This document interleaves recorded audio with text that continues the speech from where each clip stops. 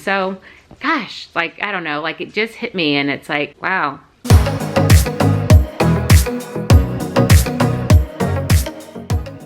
Good morning, everybody. So I just got out of bed. It's about 6:30 on Wednesday morning, and Wednesday is usually my work at home day. I call it work at home / writing Wednesdays. I have 172 emails in my email inbox right now that I need to look at every single one of them today and get them answered or sent out to somebody else who can take care of them. So just if I'm not on top of my emails, they pile up, because in general, my average is probably about 120 a day emails I get.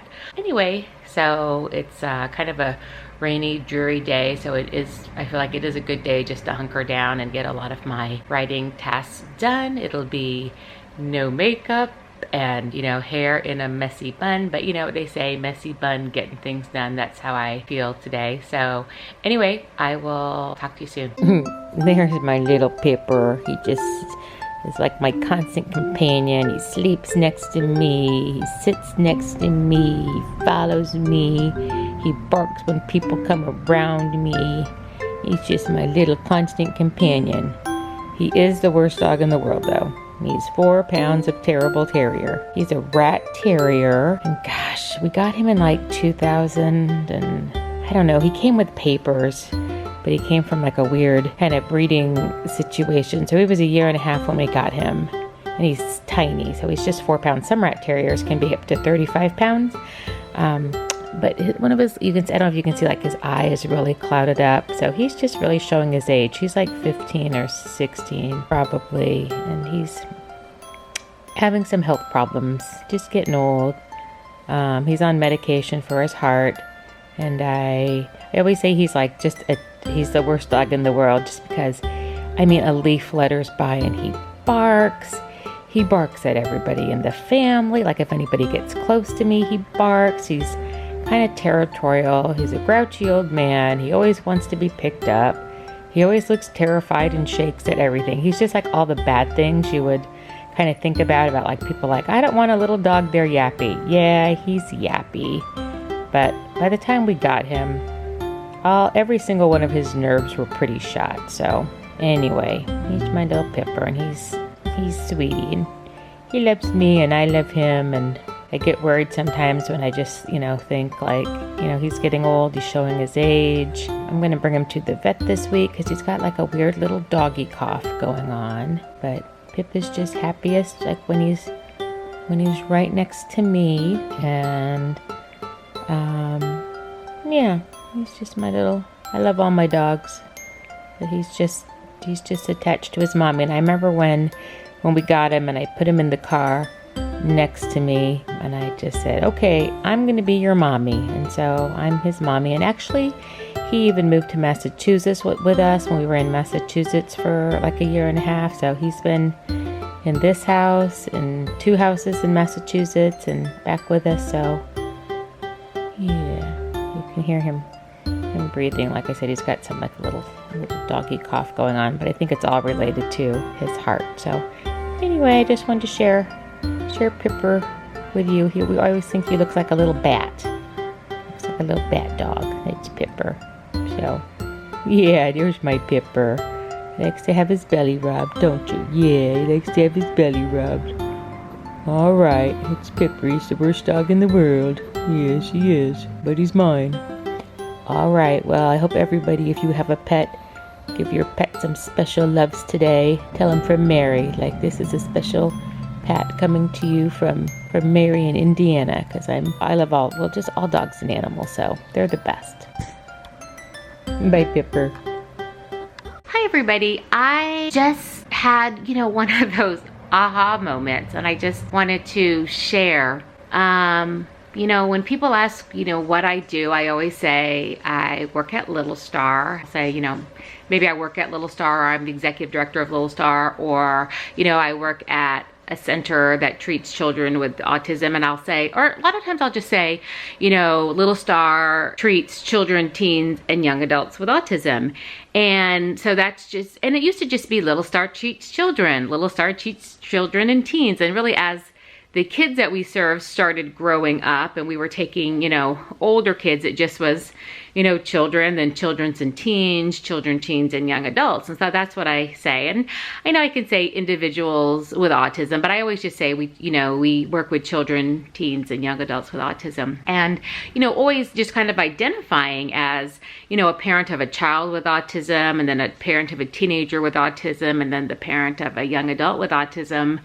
Well, it really just hit me kind of the other day, and then I've just really been thinking about it. But if somebody had just asked me like 3 weeks ago, I would say, yeah, I'm the mom of a young adult with autism.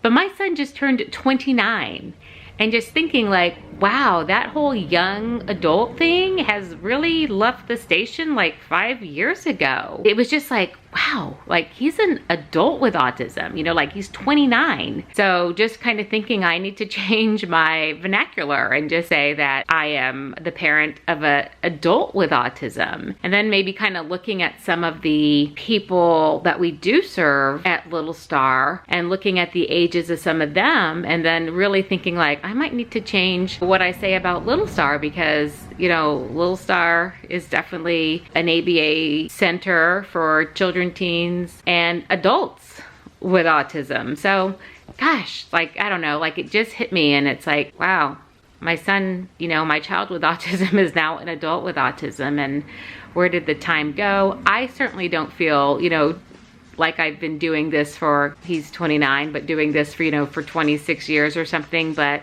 anyway, just hit me. Just wanted to share if anybody's had kind of similar things happen as the stages progress, you know, I'd love to hear back and hear your thoughts on that. Okay, I got a package from Catrice Cosmetics, and they are mostly sold in the drugstore. So it's a little cosmetic bag. Okay. An eyebrow filler, an eyebrow pencil, and looks like there's an eyeshadow palette, and just a bunch of other stuff. Gel for eyes, a lipstick, a lip foundation, and a matte cheek blush though. Okay, we'll give those a look-see perhaps. And then, oh, this is Dalton. They're a really fun cosmetic company that I really enjoy. And they are from, I think you can buy them online. And the lady who created it, her last name is Dalton. So I think that's where Dalton comes from. And she's like in her 50s.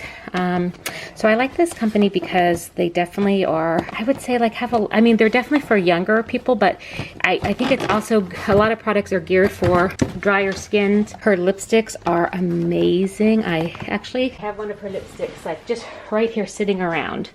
And it's so hydrating. I just love her lipstick. So let's see this. So there's a brush, a concealer, a foundation, a mascara that looks like a blush, and a lipstick. So we will give this a try.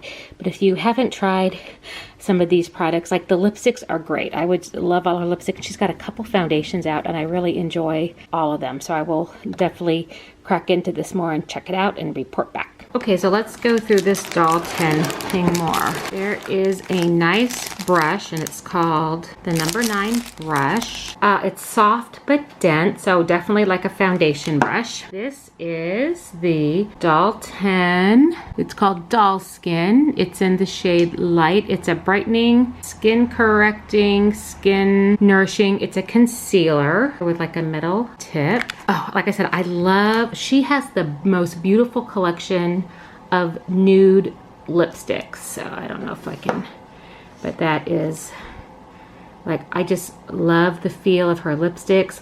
The packaging is really nice and heavy.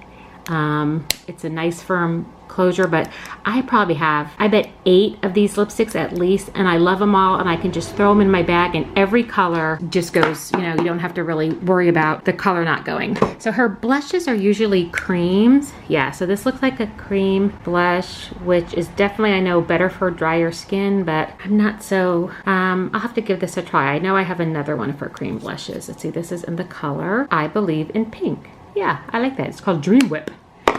And I definitely have her Effort Lash mascara. I might just pass this along to a friend, but I am more of a fan of natural bristle brushes, not the kind of rubbered brush. So, but I'll have to pull out my other one and give it a try again and just remember if I like it.